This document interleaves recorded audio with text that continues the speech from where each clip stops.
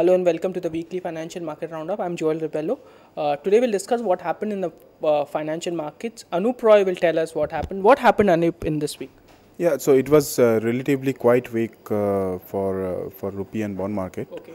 And rupee traded largely, it was range bound. But in between there was some Iraq crisis about that Baiji oil field getting in the crossfire and occupied by the extremist maybe. That's why oil prices spiked up and there was some impact in the rupee market. But in the rupee market, largely it is nationalized banks buying because of the oil marketing on behalf of oil marketing companies. They are just stacking up the dollar so that in future if there is a crisis, etc. And foreign banks are selling. There is not much of speculation in the currency market. Bond market, it was also a relatively calm bond market, but at the end of this week, today actually, there was some development, some 960 crore of development in the 6-year bond segment.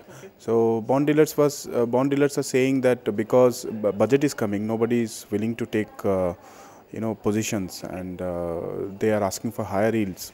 So that's why RBI was not ready to give higher yields to these for these bonds. That's why there was some development.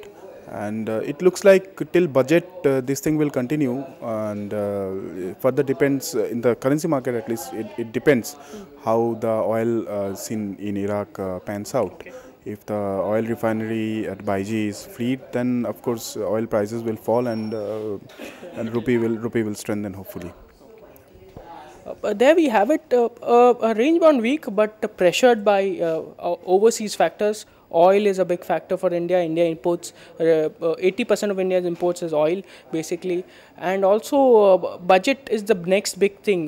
We are already probably about 15 days away, 10-15 days away from the budget, and that is the big thing that the market is waiting for. For more updates on budget and the money markets, continue to logging on to livemint.com.